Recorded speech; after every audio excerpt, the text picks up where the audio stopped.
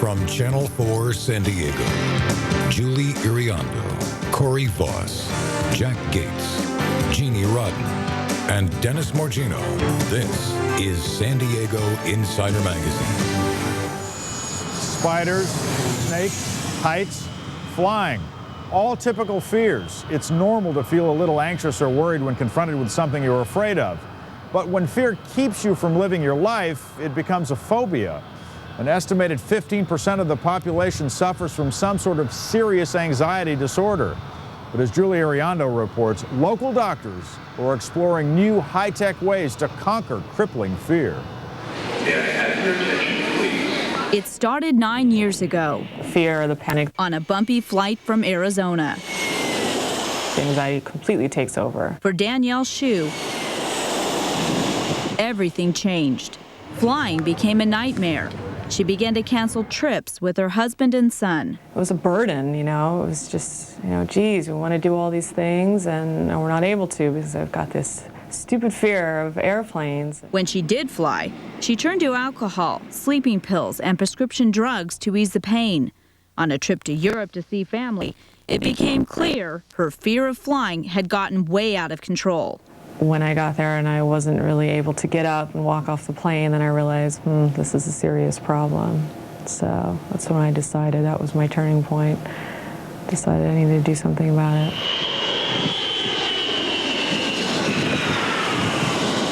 If you fear flying, getting on an airplane is the last thing you want to do. So how do you get over it? Well, there is a new therapy that allows you to experience flying without ever stepping foot in an airport. It's called virtual reality exposure therapy. There you go. It's used along with traditional therapy. We still teach the breathing retraining as anxiety management tools for the patient, and then we just use the virtual reality to expose them. Rather than have Hsu imagine what she's afraid of, a 3D video audio headset will immerse her in a computer-generated version of a flight. The airplane seat she's sitting on vibrates during takeoffs and landings to make it feel more real. The very first time that we did the simulation, I almost started crying. I was so nervous and stressed out, and I really tried to put myself there, and it worked. Dr. Brenda Wiederhold monitors Hsu's anxiety level the whole time. By monitoring their physiology, we see maybe they're looking out the window, their heart rate goes up, so we know exactly what's eliciting their anxiety, and then we can pinpoint the therapy to that. As Hsu moves through a graded set of virtual flights and becomes more comfortable, the fear gradually loses its grip. On the average, it takes 8 to 12 sessions to see results. I could today not take anything, get on a plane, fly anywhere, and be okay with it. And be completely sober when I land, which is an extra bonus. In the real world, you can't go on a flight, have the pilot just taxi down the runway and say, okay, I want to get off now, that's all I want to do today.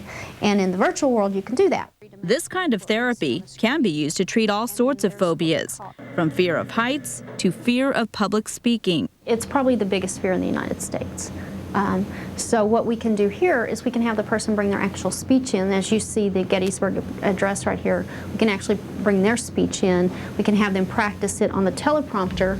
Well, I have the audience do different things like cell phones going off, people walking out of rooms, people not listening. It also can be used to treat more complex problems. People don't want to say, ooh, I have something wrong with me. Well, and I didn't want to. I was, your type A perfectionist.